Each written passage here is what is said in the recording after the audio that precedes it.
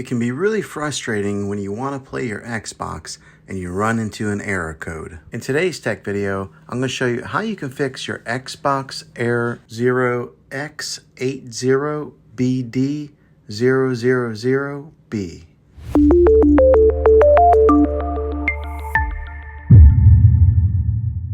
I'm going to show you a few different things to try to help you get your Xbox back up and running again. The first method is the easiest one to try, and that's to do a soft reset. This is where you turn off your Xbox and you turn it back on. The second method is what we call a hard reset. You turn off your Xbox, then you unplug the Xbox from the wall outlet and you wait 60 seconds. Now don't be impatient here, wait the whole 60 seconds and then plug it back in. If your Xbox is working, great. If not, let's move on to the next method. Find your router or your modem that is giving you Wi-Fi and unplug that for 60 seconds. Then plug it back in. You might have to wait a few minutes for it to connect and get back online, but when it does, check your Xbox then. If that doesn't work, then let's move on to the last method. We are going to do a factory reset of your Xbox, which means that you'll have to log back in with all of your credentials, but it will be an important troubleshooting method. First, press the Xbox button X on your controller to open the guide. Then select Profile and System, then go to Settings, then go to System, then Console Info. You're going to select Reset Console. Now on the Reset Your Console screen, you'll see three different options. One will say Reset and Remove Everything. The second will say Reset and Keep My Games and Apps. And the third is Cancel. I would suggest doing the Reset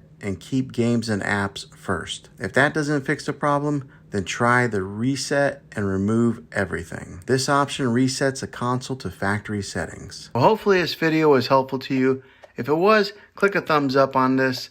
Go ahead and subscribe to my channel. I make tech videos all the time, and I would love to have you back in the next one. Take care.